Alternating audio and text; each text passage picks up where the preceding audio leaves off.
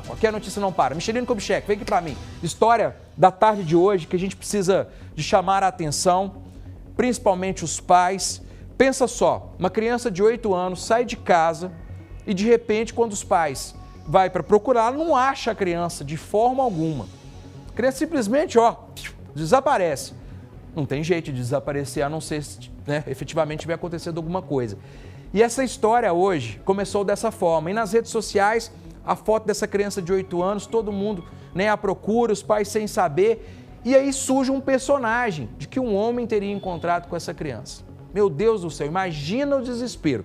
E a Micheline vai trazer todos os detalhes desse caso, porque a gente ficou arrepiado, né? O que aconteceu? Onde está essa criança? Quem é esse homem?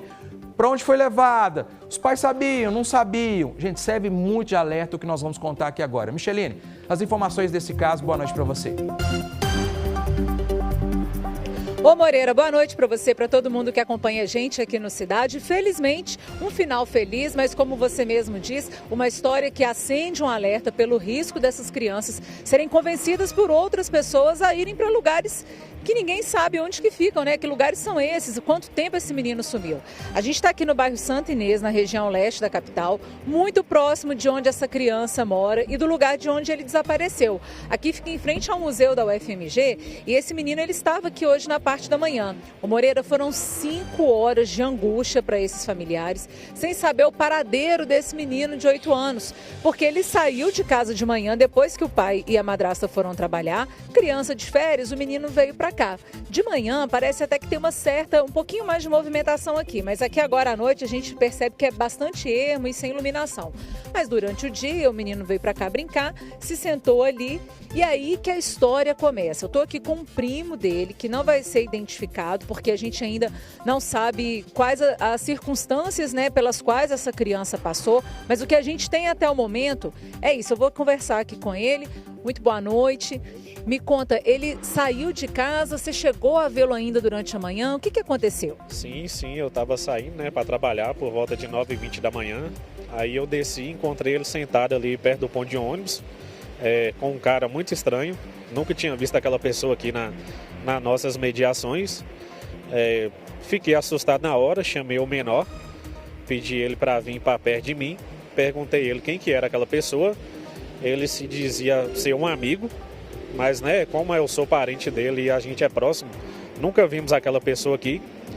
Eu assustei porque essa pessoa estava tomando uma Coca-Cola e aparentemente estava dividindo essa Coca-Cola com esse refrigerante com o menor. Aí eu fui e falei com ele, pode subir, porque não tem ninguém aqui embaixo, você é de menor, você não pode ficar aqui. Você alertou ele para ir para casa? Ele vai para casa, espera alguém chegar lá, não fica aqui embaixo sozinho porque é perigoso. E essa pessoa aí não é seu amigo, não. Agora, ele está me contando, Moreira, que é um homem que aparenta ter em torno de 50 anos. Esse homem se sentou perto do menino, estava com uma lata de refrigerante na mão e começou a conversar para tentar ganhar justamente a confiança dessa criança. Depois que você fez esse alerta para ele ir embora para casa, aí você também foi tocar sua vida no dia, né? Sim, eu saí para trabalhar, Aí recebi a ligação por volta de 11 horas. Me ligaram perguntando se ele estava comigo. Eu falei que não, que eu saí daqui por volta de 9h20, que eu tinha pedido ele para subir para casa. Aí me informaram que ele havia sumido. Como eu, foi a última pessoa que aparentemente eu vi ele, eu peguei e retornei para casa e foi aonde que a gente começou as buscas para saber, entender realmente o que de fato aconteceu. Aí acionamos a polícia militar, acionamos o conhecido, que sabia quem que era aquela pessoa, fomos atrás. Descobrimos o endereço, fomos até o endereço da pessoa que possivelmente estava aqui, mas não achamos, não tivemos contato. Qual bairro? Foi no bairro Nova Vista. É perto daqui? Sim, dá mais ou menos 2 km. Agora, Moreira, uma coisa interessante nessa história toda esse homem teria chegado aqui por volta das 7 e pouco da manhã. Chegou fazendo barulho, chamando um morador aqui da região, disse que estava procurando esse homem que seria amigo dele. E entre o período que ele chegou até o momento que a criança é levada por ele, passam-se aí aproximadamente 2 horas. Então ele procurou uma pessoa aqui, não encontrou essa pessoa, veio para cá, sentou. O menino, depois que os pais saíram para trabalhar, ele desce para cá, se senta ao lado dele. Então toda essa trama acontece. O primo chegou a alertá-lo para ir para casa, porque ele falou que essa criança, ela faz uso de algum medicamento, ela tem algum... Ela faz um medicamento, né, que ela tem um pouquinho de déficit de atenção. Então, assim, é uma criança muito aérea, uma criança que, tipo assim, qualquer coisinha motiva ela, você pegar na mão dele, dar uma bala, você leva ele para qualquer lugar.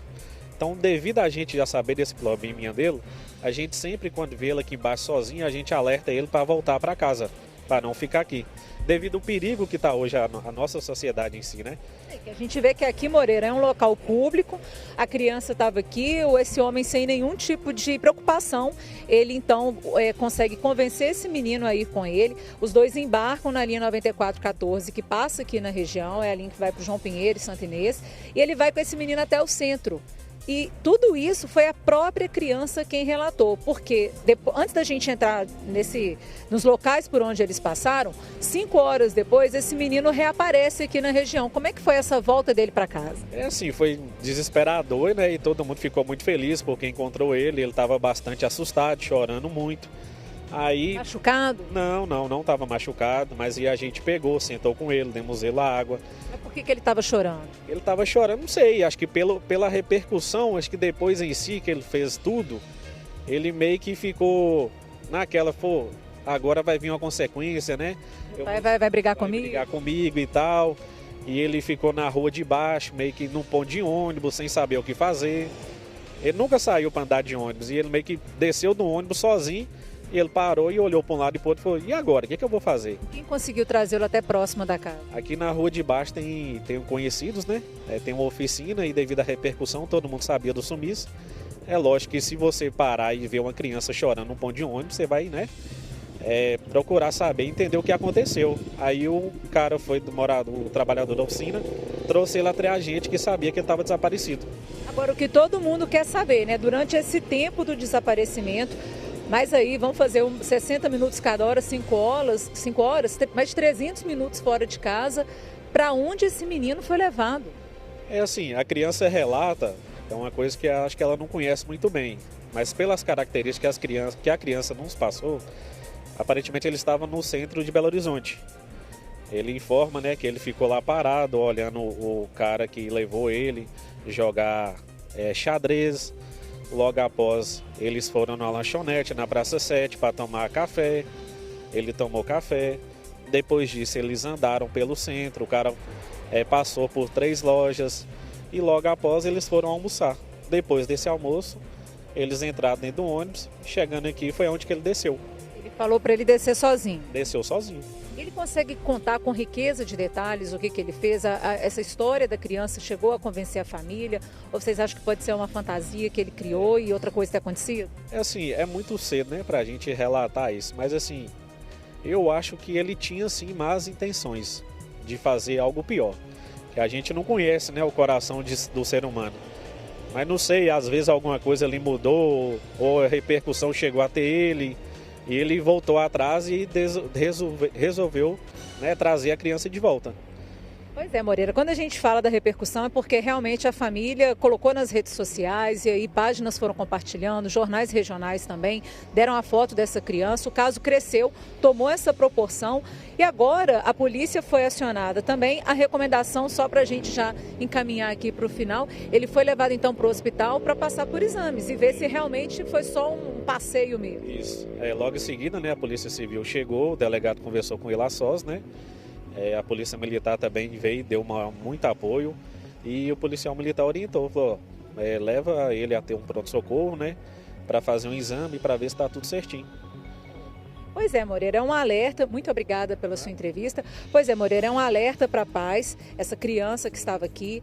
A gente espera que realmente não tenha sido feito nenhum tipo de agressão com esse menino, que ele não tenha sido violentado de nenhuma forma. Ele está passando por exames, está no hospital com a família agora. Um susto para todo mundo, um alerta para essa questão da segurança das crianças. O primo chegou ainda a alertá-lo para voltar para casa, mas ele ignorou essa ordem, ficou aqui no local. Uma criança de 8 anos de idade. E são muitas perguntas, perguntas, né, Moreira, que eu vou deixar para você, que eu imagino que você também já tenha vários questionamentos aí em mente, mas são várias perguntas sem resposta, né? Por que esse homem quis convencer esse menino? Qual era a real intenção? Para onde ele levou essa criança? Né, se ele tinha alguma finalidade nisso. Agora a polícia vai ajudar a elucidar o caso. Ele contou que o pessoal chegou aí até a casa dele no Nova Vista, mas ele não foi localizado. Eu volto com você, Moreira. Obrigado, Micheline. Eu acho que você já matou a charada.